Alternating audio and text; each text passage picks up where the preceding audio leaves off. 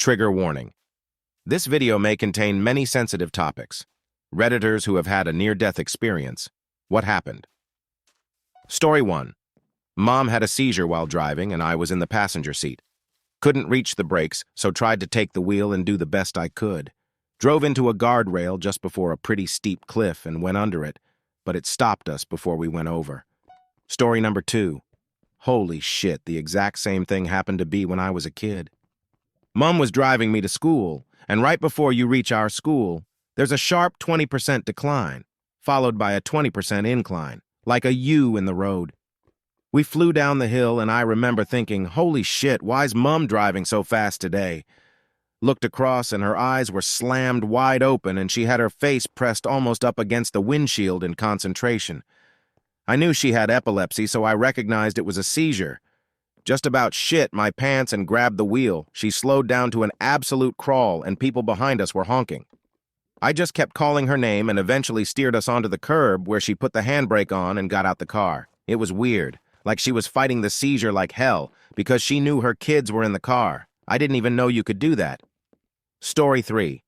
I was shot with a bow and arrow. The arrow hit me in the chest and luckily missed my vital organs. It was a complete accident and I made a full recovery. But even though I forgave him, my friend who fired the shot and I no longer speak. It was during gym class in high school. My friend's story was that he was messing around with the draw on his bow while I was collecting my arrows, and he stepped on a mound of fire ants and accidentally let one fly. I just remember it feeling like I got punched in the chest really hard, and then it felt very hot, and the next thing I remember I'm waking up in the hospital. Story 4. A friend and I were jumped by 4 grown men and accused of selling drugs. Totally untrue. Unfortunately, this was on the top floor of a 5-story building. My friend was punched, but escaped. I was cornered. 4 grown men kicked me all over the bod and head before eventually telling me to get on my feet as I was to be thrown over the balcony. No way was I getting up, but literally just as I was dragged to my feet, the police showed up. I was told to follow the 4 men down the stairs in a way, but then they changed their mind and told me to go in front of them. As soon as I was in front, I ran as fast as I could to the police who had gone into the shop on the ground floor, presumably to find whoever had called them, most likely alerted by my screams. It fucked me up for a long time, and even now, 22 years later, I am still uncomfortable in situations with groups of people who I don't know and who are drinking. Story 5. As a teenager, I was skateboarding down this stair set near a road. I had been doing a few different tricks, but on my last try, I did my signature nightmare flip, which I've landed 100 times. Somehow this time, I fucked up and fell on my ass. My board went into the street and got annihilated by a box truck instantly. Had I landed it, I would have been killed. It wasn't the kind of thing where I saw my life flash before my eyes or anything, but I just sat there in shock as the guy stopped and started screaming at me. My friends started yelling back, blah, blah, blah. Everything was like muted, and I just stared into the street like, what the fuck just happened? Story 6. I was using a urinal in a restaurant, and the next moment I was on a backboard surrounded by first responders. I had fainted in the restroom and smashed my head on the tile floor, causing a brain bleed. 1-3 of the people who do this die on impact. Sonny Bono. Another 1-3 die within 24 hours. Natasha Richardson. I was in the fortunate 1-3 that survive, but still have some lifelong issues from it. Story 7. Driving home from school for Thanksgiving break. Just over a week ago, I was caught in a flash flood going 80 down the highway. I was in the right lane of a 4-lane, 2 each way road. A gust of wind hit me and I flew off the left side into a ditch and spun around like a carnival ride.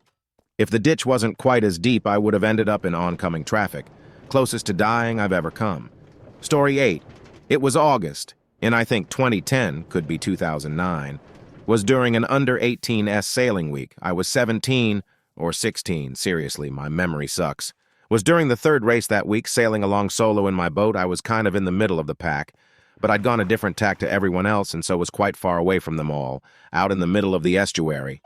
Then I capsized. Usually this is no big deal, happens relatively frequently. Only problem was this time the boom swung around and hit me on the head on the way down, throwing me into the water and leaving me stuck in the ropes. I was underwater, feeling groggy from the blow to my head, but remembered the training and calmly tried to untangle myself, which I managed. At this point, I tried to surface, as I was now free and running out of air. The way the boat had gone down had ended up with me underneath the sail, which itself was now covered with ridiculously heavy water. I started panicking and trying to force the sail up with me under it, unable to breathe. I realized I'd never get up, so I tried to calm down again and started struggling to swim along under it.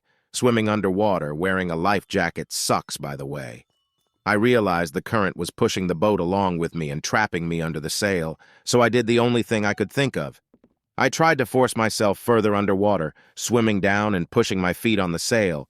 You see, the current is actually weaker further down than it is on the surface, so my hope was to let the boat drift over me as drifted in the weaker current. I held there for a few more seconds, still not having breathed in I don't know how long before clawing my way back up. If I didn't hit air, I knew I'd die. Thank God the current higher up had pushed the boat over my head, leaving me relatively close by. I grabbed onto the boat, now fully upside down, and kinda pulled myself onto it. After a few minutes spluttering up water and gasping, I righted the boat and just lay inside, sails and ropes flapping everywhere, just glad to be alive. Drowning is fucking terrifying. Story 10. Not OP, but I've come a fraction closer to drowning than she has. At the end, the emotion and pain die down, and all you're left with is the overwhelming need to inhale.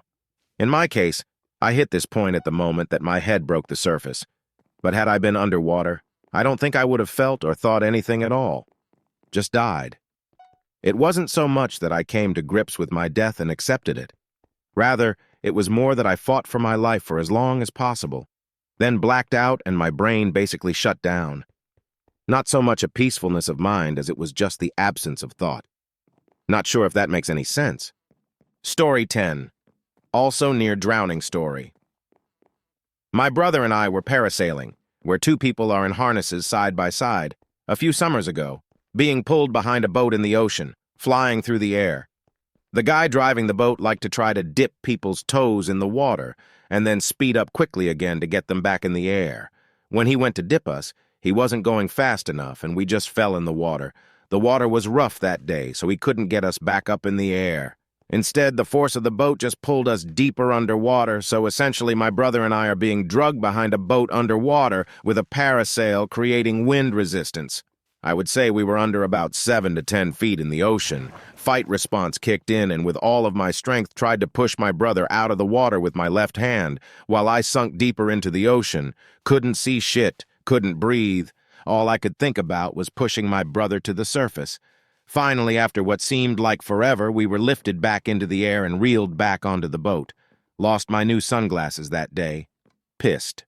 Story 11. I'll add my drowning story to yours.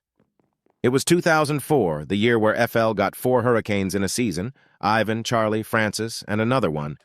It was a few days before Ivan, we were off school, and the house had already been prepped for evacuation, so we were just kind of hanging out. Being the bored, stupid 14-year-old kid that I was, I called up my buddy and we decided to go surfing. I grew up surfing, but the waves in FL never got that big unless there was something like a tropical storm, hurricane offshore. I had surfed a few hurricane swells before, but nothing like this. The waves were about 8 feet that day, more than double what I normally surf, and the frequency was unbelievable. Paddling out was a nightmare. After duck diving a wave, the next one would be on you. You were lucky to get 4, 5 paddles in between sets.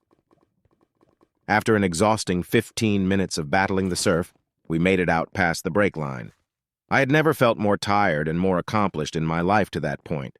We were 2 of maybe 15 people that made it out, and the youngest people to do so by at least a decade.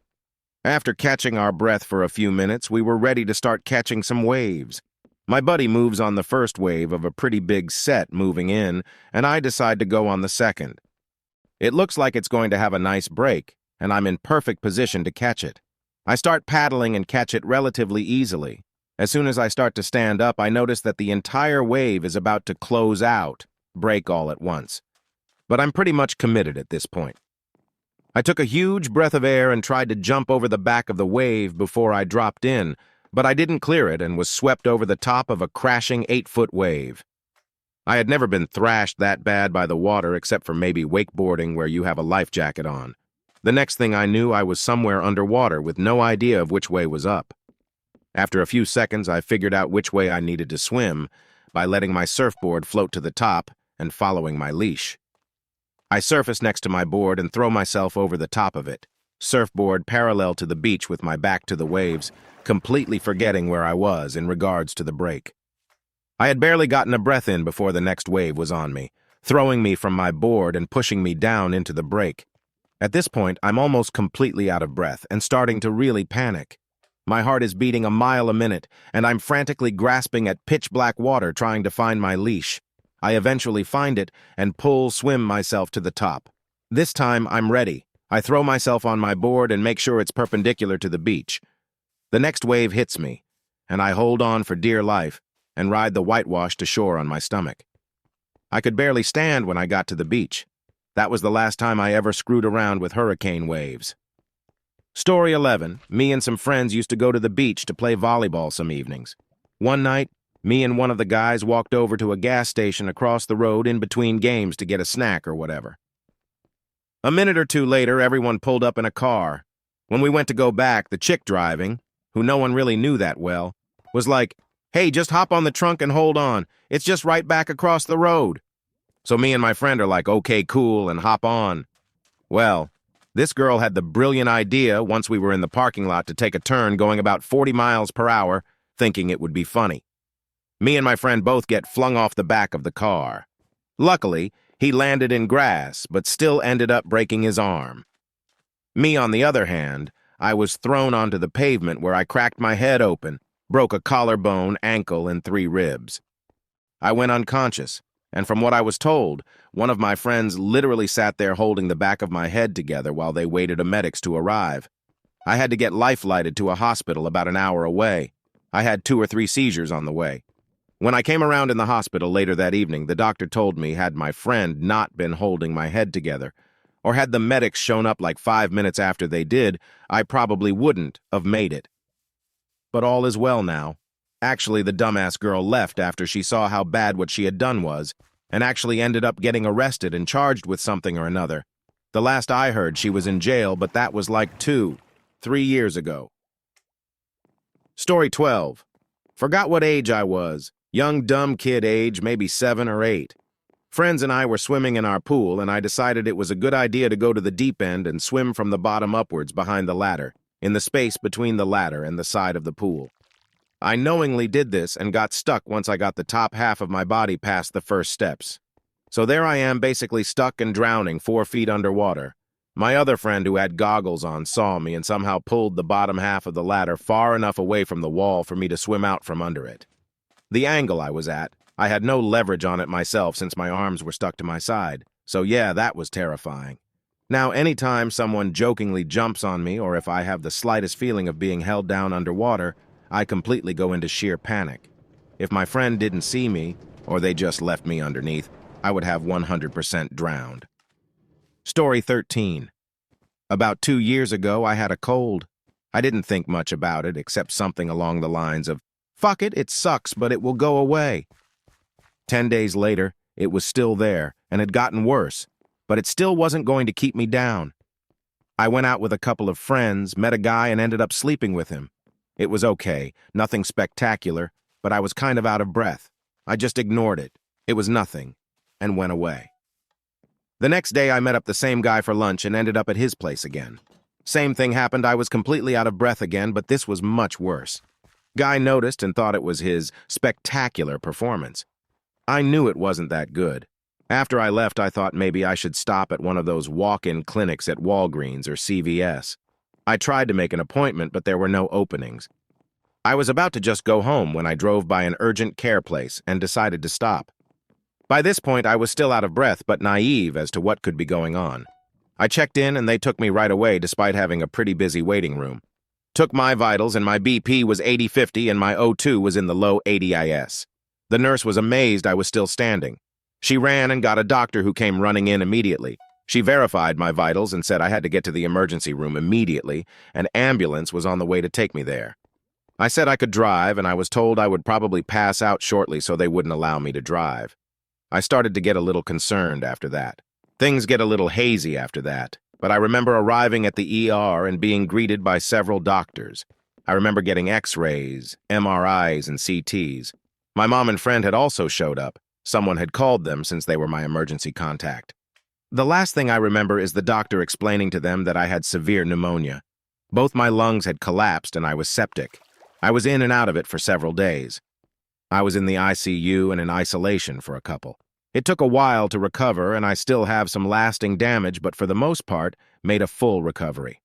On the positive side, since I was in the hospital for so long, I was able to quit smoking, and I have never gone back. I was told after I got out of the hospital that had I gone home that first night, instead of getting medical help, I probably would have not made it. As for the guy who thought his performance caused me to become short of breath, when he next reached out to me for a hookup, I was still in the hospital. I explained what was going on, and he freaked out about being exposed to some horrible disease, and he couldn't afford to get sick at the moment. It went on like that. I never spoke to him again. Story 14. I had been playing hide and seek at night when I was 12, and my mom had already told me to go inside several times. On the last game before we wrapped up, I ran for the base and did not see one of those Mexican cast iron tripods used for cooking outdoors, and ran straight into it. Ours was rusty and full of dirt from being left in the rain, and one of those legs jammed straight my skin just above the ankle. It hurt like hell, but I knew the ass kicking I was in for because my mom had already told me to go inside several times. Mexican. So I limped it off, rolled up my sock, and hid it from my parents. For about a week, I wore nothing but sweatpants around the house and jeans to school. I thought the gash had closed since I could see a scab had formed and it had stopped hurting, even though it still looked red and swollen. Fast forward a few days later, and I have a ridiculously high fever and end up in the emergency room. The cut had gone septic. Oh, the infection had eaten away at the flesh just below the scab. The doctor said there was a high chance of amputation if the infection had reached my bone, and I was lucky I didn't die. Story 15. So when I was 10, I had just gotten back from a Cub Scout camping trip in the middle of butt-fuck nowhere, Ohio. No phone service, over an hour away from the nearest place with phone service. It was the day after, and I was out with my dad picking up firewood when my stomach just started hurting like hell, as if I was taking the biggest shit of my 12-year-old life. I had to lay down in the back of the truck. My mom felt bad for me. My dad thought I was faking. He was in a pissy mood for the rest of the day. Anyways, I got home about 3 hours later, still feeling terrible, worse even. I then proceed to sit on the toilet for another hour, in agonizing pain, trying to push out what I thought was the biggest turd ever created in the history of mankind to no avail. My mom comes in and asks if she can put 2 fingers up against my lower waist and push for a second. She does so, and I feel the worst pain I've ever felt in my entire life. Her brother had appendicitis when he was 16, and that was the thing that sent him over the edge like it just did to me.